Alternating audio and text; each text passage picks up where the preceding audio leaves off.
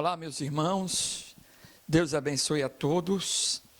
Estamos começando mais um estudo, estamos aqui buscando a procura do conhecimento sobre Deus, né? Essa é a 14ª lição.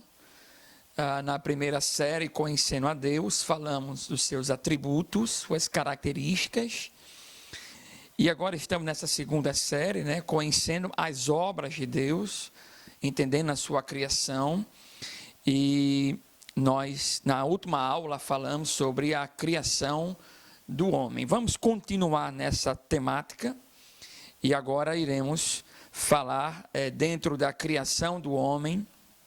Nós vamos encontrar a temática do que se diz lá em Gênesis capítulo 1, verso 26, quando a Bíblia diz que o Senhor falou: façamos o homem a nossa imagem, conforme a nossa semelhança. Então nós iremos pensar nessa temática, o homem, imagem e semelhança de Deus. E o que nós vamos perguntar é o que o escritor quer dizer quando afirma que o homem foi criado à imagem e à semelhança de Deus. O que significa isso dentro das obras de Deus, da criação do Senhor? Observe que esse tema é um dos tópicos, é um dos mais importantes na compreensão da teologia da salvação. É muito importante essa temática para que a gente possa entender o plano da salvação, o plano de Deus para nós. Veja, o conceito de imagem, a imagem de Deus, ela fica no coração da antropologia cristã, o estudo do homem, né, da ótica cristã. Então nós precisamos entender bem esse conceito, a imagem e semelhança de Deus. É preciso que isso a gente absorva. Por quê? Observe. Primeira coisa, que o homem, ele se distingue-se das demais criaturas de Deus, porque foi criado de uma maneira singular. Então veja que dentro da criação, da criação de Deus, aí quando Deus cria o homem, é apenas a esse homem que é dito que ele está sendo feito à imagem de Deus, a imagem e semelhança de Deus. Nenhuma outra criatura recebeu essa sabedoria dessa criação ter a imagem e a semelhança dele. Então, observe. Então, vamos trabalhar nessas palavras, imagem e semelhança. A palavra hebraica para imagem é derivada de uma raiz que significa esculpir ou cortar. Portanto, podemos entender imagem como sendo o homem uma representação de Deus, quando nós pensamos em imagem. Aí nos traz esse conceito que quando Deus fez o homem, ele estava fazendo uma representação dele na criação. Essa expressão, ela descreve o homem na totalidade de sua existência, que esse homem ele é um ser que reflete e espelha a Deus, conforme Gênesis capítulo 1, do verso 26 ao versículo 28. Agora, outra palavra, nós falamos agora da palavra imagem, que Deus fez o homem segundo a sua imagem. Temos a palavra semelhança, vem de uma raiz que significa ser igual. Então, as duas palavras juntas, imagem e semelhança, diz-nos que o homem é uma representação de Deus, que é igual a Deus em certos aspectos, em certas características. Veja, a imagem de Deus no homem não é algo acidental, mas é algo essencial à natureza humana. Veja que o homem não pode ser homem sem a imagem de Deus. O homem é a imagem de Deus, não simplesmente ele a possui, como se fosse algo que lhe foi acrescentado. Se tirar a imagem de Deus no homem, o homem deixa de existir, porque o homem é a imagem de Deus. Então, mas o que significa essas palavras, imagem e semelhança. O homem é totalmente parecido com Deus, o homem é Deus, é igual a Deus, é isso que vamos distinguir, que há uma separação, há um nível maior em Deus, em relação quando se trata de imagem e semelhança. Veja, no Velho Testamento, na Bíblia, encontramos apenas 3 passagens que tratam de uma forma específica a questão dessa palavra imagem de Deus. Nós vamos encontrar em Gênesis capítulo 1, verso 26 e 28, vamos encontrar em Gênesis capítulo 5, verso 1 a 3, aqui vai falar, e vamos falar sobre isso. O escritor do livro de Gênesis vai usar essa palavra imagem e semelhança, e vamos encontrar também Gênesis capítulo 9, verso 6. Então veja, sobre o significado das palavras imagem e semelhança, entendemos que elas não se referem a coisas diferentes. Pois veja, as razões por que entendemos que esses 2 termos querem significar a mesma coisa, vamos apresentar aqui. Primeiro, é preciso que se diga que esses termos, imagem e semelhança, tinham significados bastante claros para os primeiros leitores. Então, o que a gente percebe que, às vezes, a gente lendo alguns comentaristas, escritores, que eles querem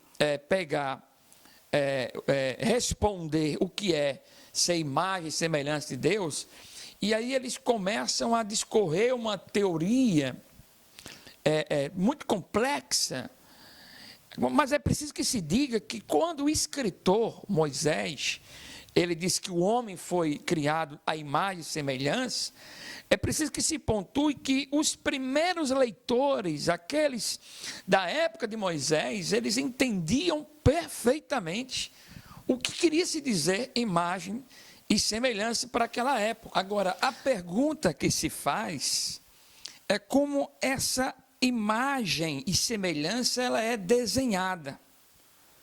A pergunta é essa: como é que o homem ele adquiriu, o que é que ele adquiriu de Deus para ser parecido com ele? Quem vai responder isso é o restante das Escrituras. Em relação à palavra imagem e semelhança, os leitores da época de Moisés entenderam, como eu já disse. Agora, como é que é essa semelhança? A gente vai encontrar no restante das Escrituras. Então, observe, essa compreensão do que significa ter sido o homem criado à imagem de Deus, ela é reforçada pela parte similar que você encontra entre Gênesis capítulo 1, que fala que o homem foi feito à imagem e semelhança, e você vai encontrar lá em Gênesis capítulo 5, verso 3, quando vai narrar o nascimento do filho de Adão, Sete. Agora, veja bem, eu quero que você entenda, na narrativa de Gênesis 1, 26, diz que Deus fez o homem à sua imagem e semelhança. Pronto. O leitor da época entendeu que o homem foi feito parecido com Deus. E aí, o próprio Moisés, no capítulo 5, verso 3, quando vai referir ao filho de Adão, Sete, veja como diz o texto: e Adão viveu 130 anos e gerou um filho à sua semelhança. Essa palavra semelhança, tesselen, no hebraico, é a mesma que é usada em Gênesis 1, que o homem foi feito à semelhança, é a mesma palavra. E aí continua que Adão, ele gerou um filho à sua semelhança, conforme a sua imagem. Está aqui também outra palavra, imagem, demut, que é a palavra hebraica, que é a mesma utilizada em Gênesis 1, quando diz que Deus criou Adão à sua imagem. Então, veja que, comparando de uma forma similar, você vai encontrar a palavra semelhança e imagem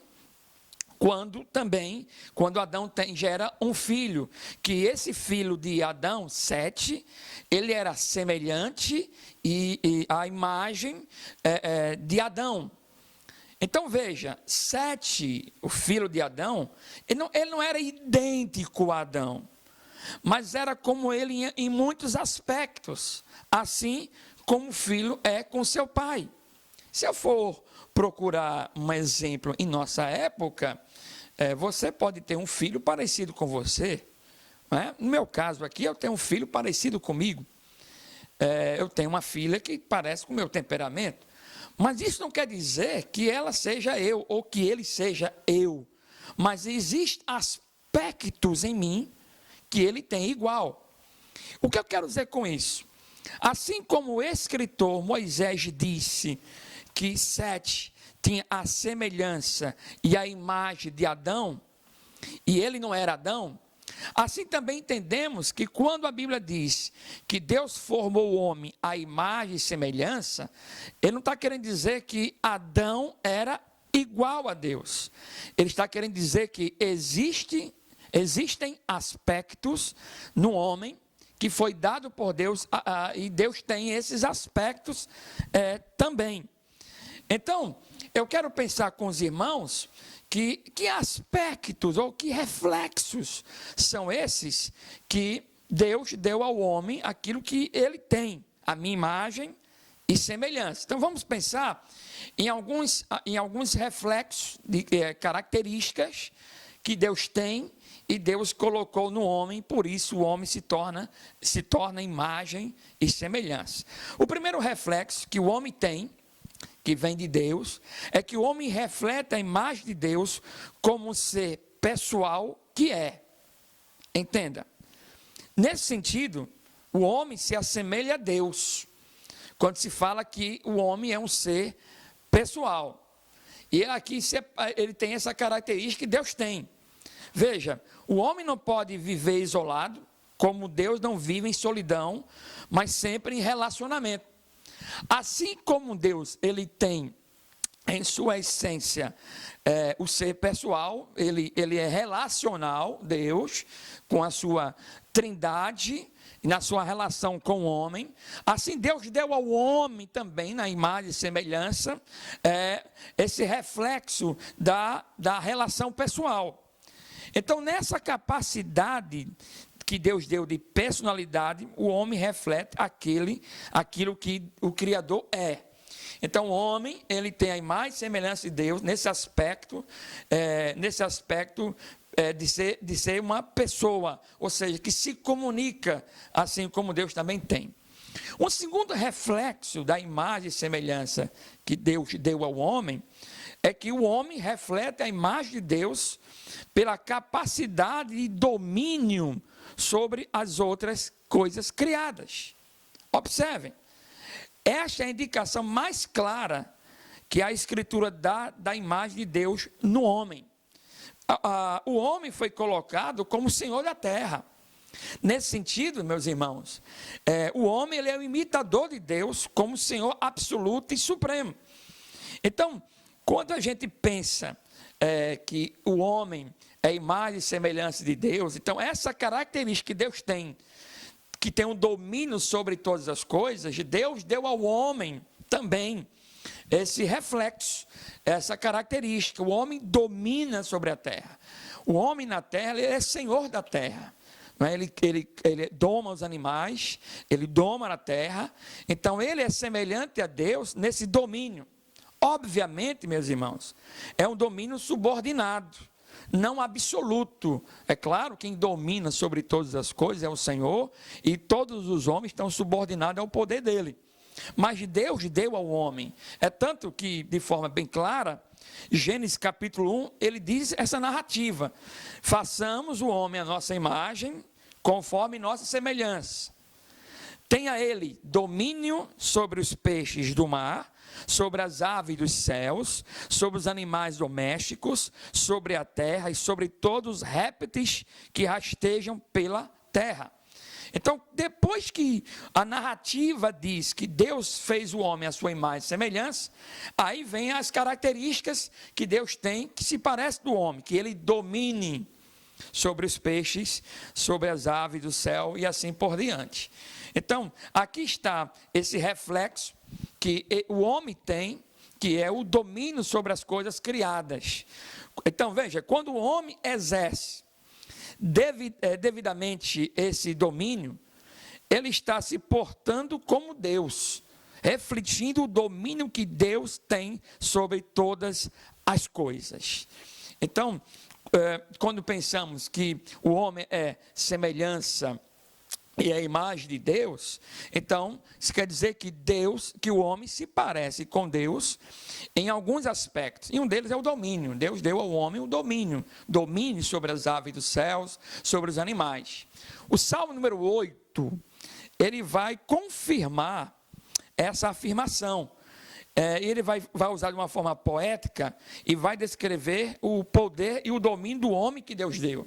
Veja, como diz o Salmo: pois pouco menor, e aqui está se referindo, Deus criou o homem, pois pouco menor o fizeste do que os anjos, que Deus fez o homem menor que os anjos, e de glória e de honra o coroaste, o homem. Deus deu essa glória e honra em relação ao domínio sobre outros aspectos. E continua: fazes com que ele tenha domínio sobre as obras das tuas mãos, tudo puseste debaixo de seus pés, todas as ovelhas e bois, assim como os animais do campo, as aves dos céus e os peixes do mar, tudo o que passa pelas veredas dos mares. Então, diante desse verso, meus irmãos, que apresenta que Deus deu ao homem a glória, o domínio sobre as coisas criadas, e diante disso, a glória e honra do homem está, na verdade, no fato de ser parecido com Deus, no domínio sobre toda a criação. Então, nisto o homem reflete a imagem de Deus como nenhuma outra criatura racional, mesmo os próprios seres celestiais. Então, se podemos aqui destacar a imagem e semelhança que o homem tem de Deus, é o domínio que ele tem sobre todas as coisas, assim como Deus também tem um domínio sobre todas as coisas, e ele deu esse dom ao homem, subordinado ao poder do Criador. Um terceiro reflexo da imagem e semelhança que Deus colocou no homem, que se parece com ele, é que o homem reflete a imagem de Deus por ter características que chamamos essenciais nele, sem os quais ele não poderia continuar sendo o que é. Veja, existem coisas no homem que vindo do aspecto, da característica de Deus, e que o homem se apresenta, o homem ele obtém essas características. Eu vou citar aqui algumas características que Deus tem e que ele deu ao homem, e assim o homem reflete a imagem e semelhança de Deus. Primeira característica é o poder intelectual. Nós queremos dizer que o poder intelectual, a faculdade do raciocínio, a inteligência e outras capacidades intelectivas em geral, que refletem aquilo que Deus tem. Veja, qual é a única coisa aqui nessa terra que tem o poder do raciocínio? É o homem. É o único. Os animais, ele tem aquela memória, ele tem a faculdade da memória do animal, tem aquele instinto que é um instinto que se tem por o adestrar, né? O instinto natural, mas ele não tem o raciocínio de saber que está em perigo, no sentido de eu vou pensar uma estratégia para alcançar um animal. Não, apenas um instinto limitado animal, né, de sobrevivência. Mas o homem foi dado a razão. E por isso que o homem se parece com Deus, a imagem e semelhança, porque essa característica Deus tem. E assim o homem também tem. Então, quando falamos que o homem é a imagem e semelhança, a gente olha para Deus, Deus tem a capacidade intelectual, Deus tem a inteligência do saber, como o homem tem. Por isso que o homem se parece com Deus, porque é obra das suas mãos. Outra característica são as afeições naturais. Queremos dizer as capacidades que o homem tem de ligar-se emocional e afetivamente a outros seres ou coisas. Deus tem essa capacidade e a passou para os seres humanos. Então, se tem um ser que Deus criou na face da terra, que tem a capacidade e afeição natural, emocional, afetiva com as outras criaturas, é o homem. Então veja, assim como Deus tem também essa capacidade de se relacionar, de se ligar de forma emocional e afetiva com a criação em todo geral, Deus deu ao homem também essa semelhança. Outra característica é a liberdade moral que o homem tem. Veja, com isso queremos dizer que a capacidade que o homem tem de fazer todas as coisas de acordo com os princípios morais que nele existem, está de acordo com as leis que Deus implantou no seu coração, conforme você encontra em Romanos capítulo 2. Então veja, ele é capaz, o homem, de agir sempre de acordo com a sua natureza, essa liberdade própria do ser humano. Então veja, assim como Deus, ele tem a liberdade de agir conforme o seu preceito moral, o homem também tem. Então, o homem, ele sabe o que é o certo e o errado. Deus colocou no coração dele essa característica, e ele tem a liberdade de escolher andar na verdade ou não. Então, assim como Deus, ele é livre para determinar o que ele quiser, segundo a sua sabedoria, né? E segundo o seu poder, e o homem também tem. Então Deus deu isso ao homem, ao criar o homem, imagem e semelhança, Deus deu a esse homem esse aspecto. Ele tem a liberdade de escolher. Então Deus não fez um robô, Deus deu ao homem isso que ele tem, essa capacidade que ele tem de ter a liberdade moral. E outro aspecto que o homem se parece com Deus, uma outra característica, é a espiritualidade. Com isso queremos dizer que a natureza imaterial do homem, qual ele foi criado, estamos falando da alma, o homem tem a alma. A Escritura diz que o homem foi feito alma vivente. Gênesis capítulo 2, verso 7 diz: e formou o Senhor Deus o homem do pó da terra, e soprou em suas narinas o fôlego da vida. E o homem foi feito alma vivente. Então veja, irmãos, veja que Deus, ele é espírito. E num certo sentido, o homem tem traços dessa espiritualidade. Assim como Deus, ele tem em sua natureza um ser, ele é um ser espiritual, ele é um espírito, o homem também tem, apesar da carne, né, da natureza carnal que ele tem, um aspecto físico, ele tem uma alma, e por isso que ele se parece com Deus. Outra característica que o homem tem e é parecido com Deus é a imortalidade. Com isso queremos dizer que o homem, depois de criado, não mais cessa de existir. Não é assim? Veja, morte é uma separação, não cessação da existência. Então, uma vez que o homem ele foi criado, ele não deixará de existir. É claro que a gente vai morrer, vamos deixar de existir para esse plano aqui, mas a eternidade continua, tanto para os salvos, tanto para os condenados. Então, a imortalidade é singular de Deus, como diz lá em 1 Timóteo 6,16, que Deus não morre, está na sua essência. E também o homem se parece com Deus nesse ponto, porque o homem também não morre, não é? Ele como eu já falei, ele deixa de existir nesse plano, mas ele continua a sua existência. Então, a imortalidade é um dom que o homem recebe de Deus, ok? Meus irmãos, diante disso, eu quero concluir essa lição, que o homem foi criado à imagem e semelhança de Deus. De tudo o que apresentamos, vimos que a criação do homem foi diferenciada de todas as coisas criadas, né? Ao homem, Deus deu a sua imagem e semelhança. Nenhuma outra criatura foi dada, somente ao homem e à mulher. Isso quer dizer que Deus nos fez diferentes, nos dando a capacidade de adorá-lo, amá-lo e obedecê-lo.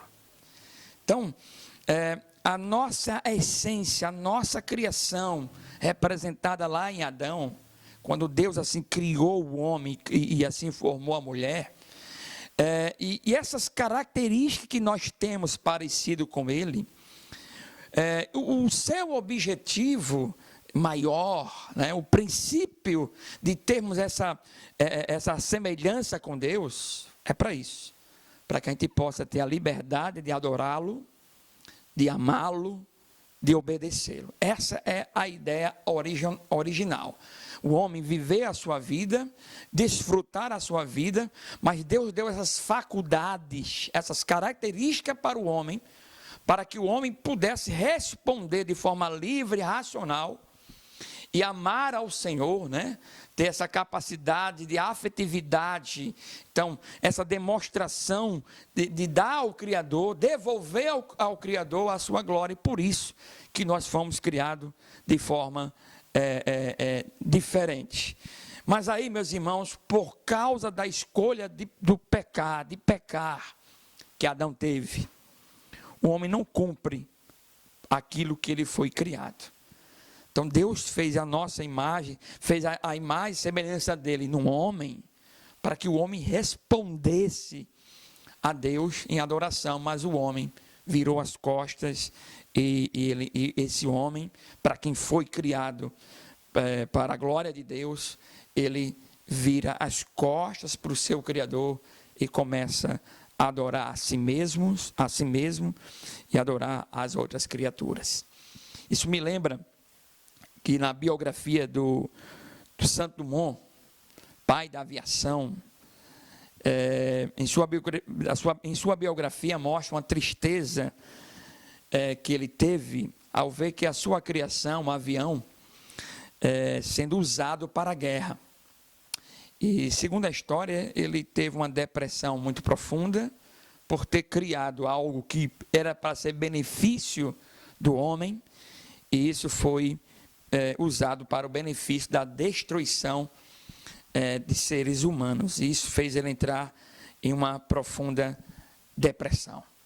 E aí, irmão, diante dessa triste história, né, do Santos Dumont, imagine a tristeza de Deus e diante daquilo que ele projetou e foi criado. Deu ao homem a liberdade, igual como ele deu ao homem essas características. Então, essa tristeza de Deus, ela é agora configurada como uma ira. Deus está irado com a raça humana, aqueles que não se arrependeram. Deus está irado, né? Que Deus esteja no canto da parede triste, dizendo: vem para mim, eu não fiz isso eu não fiz você para isso, vem, como Deus tivesse feito um namorado ou uma namorada clamando por um amor do ser humano. Não, Deus está irado, porque a sua criação, o homem e a mulher, foi feito para a glória dele. Mas eu não quero terminar essa lição em um tom de tristeza, dessa depravação do homem enquanto ao seu propósito. Eu quero trazer a vocês um tom de esperança. Lá em Colossenses capítulo 3, verso 4, o apóstolo Paulo diz: quando Cristo, que é a nossa vida, se manifestar, então vós também sereis manifestados com ele em glória.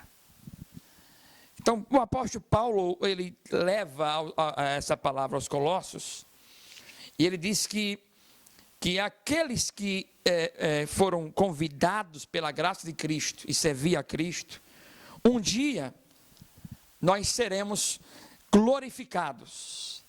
Ou seja, esse corpo aqui, que tem os aspectos, as características, a semelhança, a imagem de Deus, que foi destruída com o pecado, esse corpo aqui vai entrar em um processo chamado de glorificação. Ele será mudado.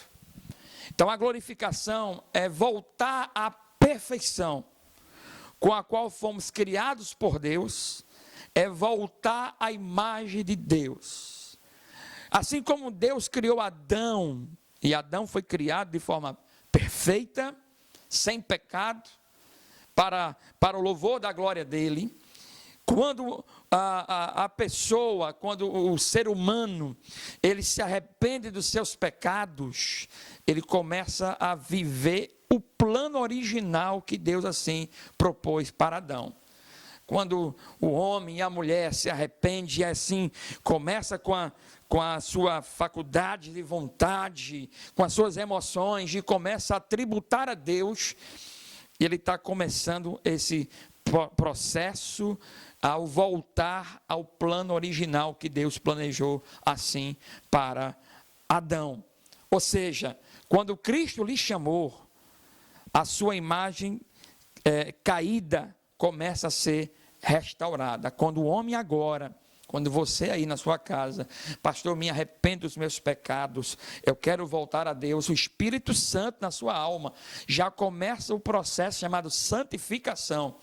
Santificação, que podemos usar como imagem, é como se o Espírito Santo estivesse lhe preparando a sua vida para um encontro. É como se você, como a Bíblia diz, usa essa imagem, a noiva sendo preparada para o Cristo.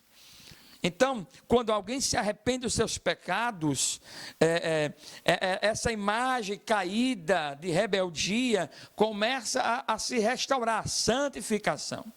E vai chegar um dia, quando Cristo voltar, o seu corpo vai ser totalmente transformados, os nossos corpos serão transformados, e aí nós estaremos agora, da mesma forma como Deus criou Adão, para que Adão o louvasse, né? E assim será. Note, meus irmãos, as palavras do apóstolo João, que ele escreve lá em 1 João 3,2. Amados, agora somos filhos de Deus, e ainda não se manifestou o que havemos de ser.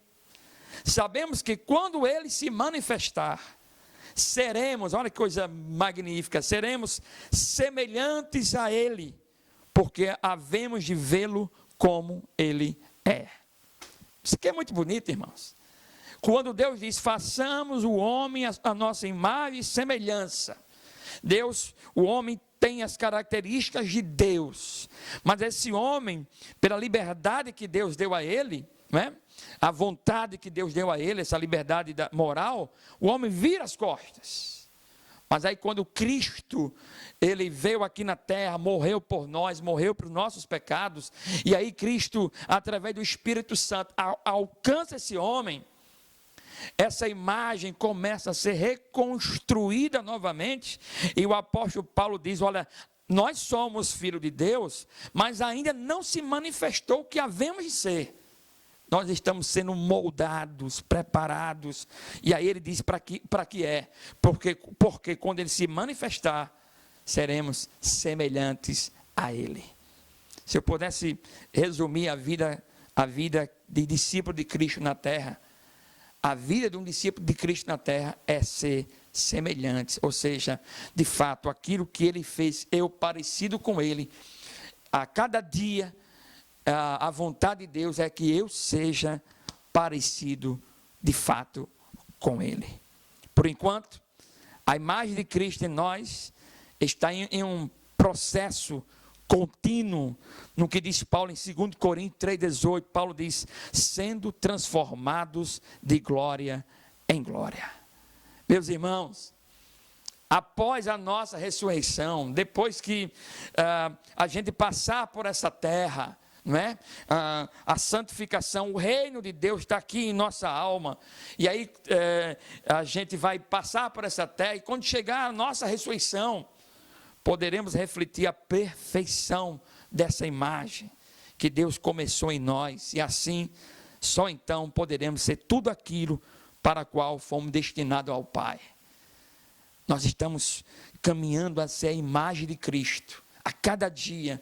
Eu não acredito em um cristão que está há anos dizendo que é cristão e é o mesmo jeito do mundo que ele veio. Eu não acredito. Eu acredito na ação do Espírito Santo no coração duro do pecador. E quanto mais o tempo passa, o Espírito Santo vai mudando a gente, vai moldando a gente à imagem de Cristo. É como se o Espírito Santo tivesse aqui a foto de Cristo. E o Espírito Santo, olhando para essa foto de Cristo, vai moldando o seu caráter. Essa é a nossa caminhada. Eu encerro com as palavras de um teólogo holandês, Sericus Boeren. Ele nos mostra que a verdadeira imagem de Deus se pode conseguir apenas em Cristo Jesus, que é a imagem perfeita de Deus.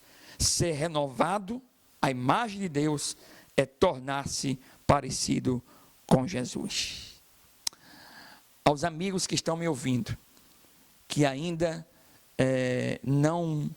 não entendeu ainda que é preciso um arrependimento e voltar para Deus, meu amigo, você só será parecido com Cristo se você voltar, se arrepender dos seus pecados e vir a Cristo.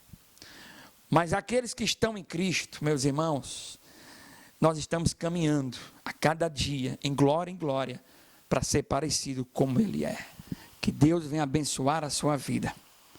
Que a sua vida glorifique ao seu Criador, que lhe fez a sua imagem e semelhança para a glória dEle.